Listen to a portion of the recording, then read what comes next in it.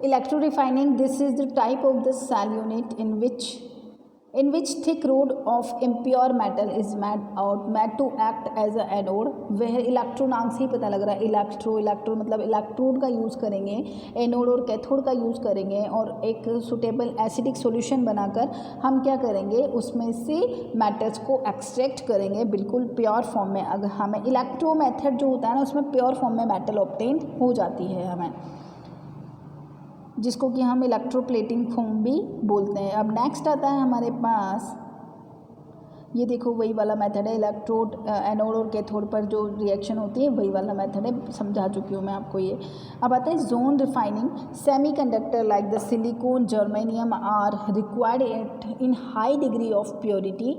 इनकी प्योरिटी बहुत अच्छी होनी चाहिए, किसकी, जो कि सेमीकंडक्टर होते हैं, silicon and germanium. For refining, ये आपने फिजिक्स में पढ़ा होगा, सेमीकंडक्टर्स।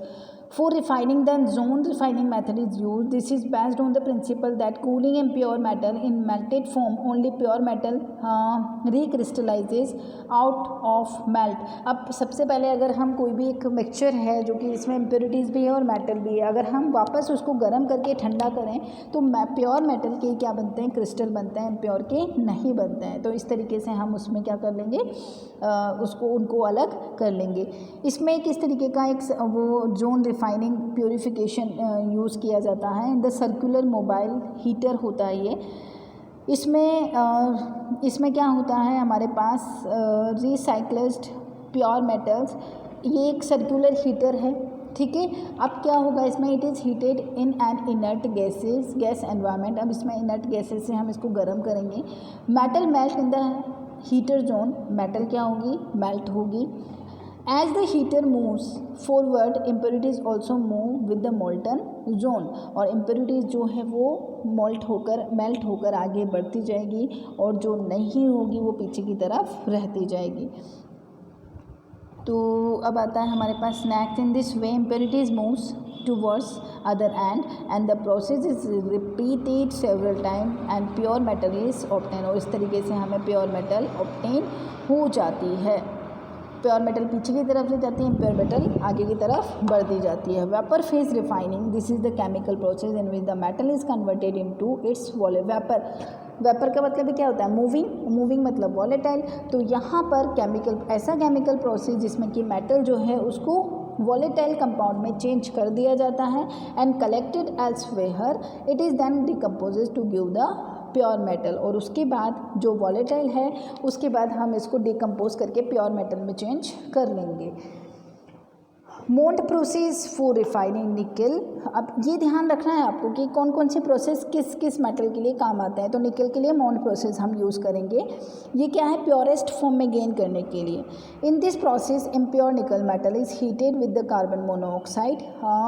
350 केल्विन तक हम इसको गर्म करेंगे, फॉर्मिंग अ कॉम्प्लेक्स, और एक कॉम्प्लेक्स बना लेता है। निकल जो है आसानी से कॉम्प्लेक्स बना लेता है। एंड क्या होता है, nickel tetra carbonyl, it's subjected to the higher temperature. उसके बाद हम इसका डिकम्पोजिशन कर लेंगे तो हमें प्योर निकल मिल जाएगा। तो निकल जो है वो पहले क्या करेगा, यहाँ पर देखिए निकल जो है वो कार्बन मोनोऑक्साइड के साथ रिएक्ट करके क्या बना लेगा, निकल कार्बोनिल कॉम्प्लेक्स बना लेगा। और फिर हम इसका डिकम्पोजिशन करेंगे, मतलब इसको ब्रेक करेंगे तो निकल अलग हो जाएगा, कार्बन मोनोऑक्साइड अलग हो जाएगी। Van Arkel method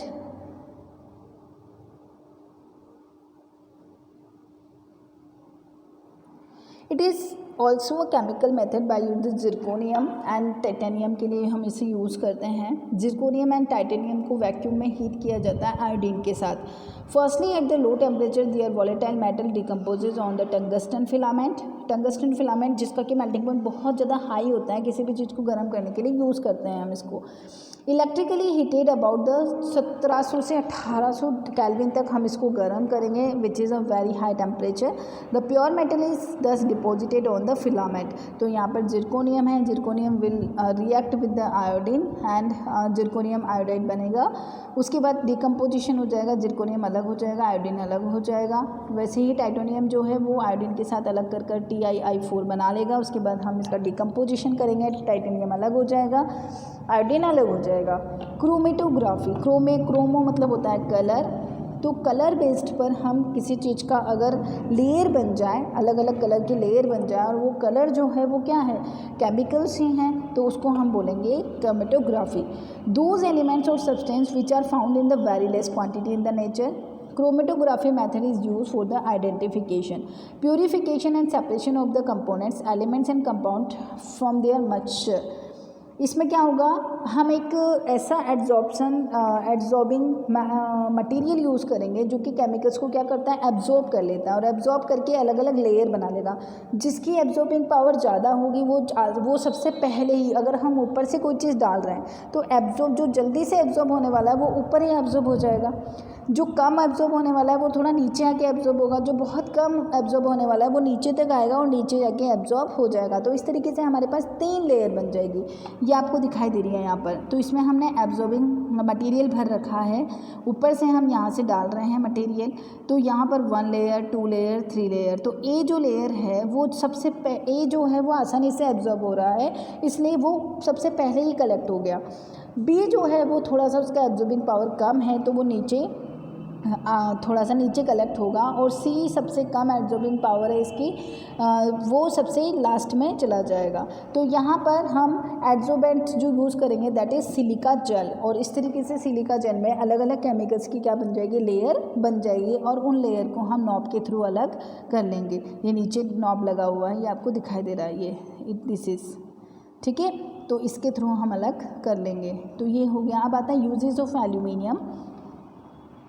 aluminium, zinc and iron. Aluminium जो है, इन एल्यूमिनियम का यूज़ किया जाता है, वेल्डिंग में यूज़ किया जाता है, रैपिंग सिगरेट एंड चॉकलेट्स को रैप करने में यूज़ किया जाता है, पता है आपको, खाने को भी इसको रैप करने में यूज़ किया जाता है। For making wires, coils of motors and dynamite को बनाने में भी इसका यूज़ किया जाता है। In the extraction of chromium and manganese, aluminium dust is used in paint, for example to increase shine in photographic bulb। Next, use of copper, it is the conductor। copper का use conductor, good conductor होता है, best conductor तो silver है, उसके बाद copper है। तो copper plate, क्लोरीमीटर, electric cables और अदर इलेक्ट्रिकल अप्लाइंसेस बनाने में इसका यूज़ होता है। नेक्स्ट आता है हमारे पास, copper is used in making ornaments भी बनते हैं। गोल्ड में मिक्स किया जाता है, सिल्वर में भी मिक्स किया जाता है इनको फाइन फिनिश देने के लिए। इन form of fungicide, CuSO4, copper sulphate जो है वो फंगिसाइड होता है, वो बनाने के लिए भी इसका यूज़ किया जाता है। Use of zinc in the batteries, in extraction of silver, gold metal, cyanide methods के थ्रू पढ़ा था अपन ने ये। In galvanisation of the iron to protect from rusting. Galvanisation क्या है, थिन लेयर, एक मेटल के ऊपर दूसरे मेटल की थिन लेयर चढ़ा दी जाती है ताकि उस मेटल का क्या ना हो, रस्टिंग ना हो। उसके लिए भी हम जिंक को यूज़ करते हैं। गैल्वेनाइजेशन, जो आपके दरवाजे होते हैं उसके जो हैंडल्स होते हैं उसके ऊपर शाइनी स्टील जैसा लगता है वो, तो उसके ऊपर जिंक की लेयर चढ़ी हुई होती है। In formation of alloys, brass, German silver, ये सब बनाने के लिए भी, अलॉय क्या है, मिक्सचर ऑफ द मेटल्स, ठीक है, तो वो उसका मिक्सचर बनाने के लिए भी हम सिल्वर और जिंक का यूज़ करते हैं। Zinc powder in form of the reducing agent, zinc is reducing agent पता है हमें। Use of iron, cast iron, इसके क्या बनाए जाते हैं, stoves, railway sleeper, gutter pipes, ये सब इसके बनाए जाते हैं, toys. Use of the wrought iron, it is making anchors, wires, belt, chain, agriculture implements, ये सब बनाए जाते हैं। यहाँ पर कंपोजिशन है, ठीक है, ये कंपोजिशन डायरेक्टली पूछ लिया जाता है तो आप इसे लर्न करें। यहाँ पर ये चैप्टर आपका कंप्लीट होता है। कुछ कंटेंट हो सकता है रह गए हों, उसको whenever school will reopen then we can discuss all the things, ठीक है। Till then take care.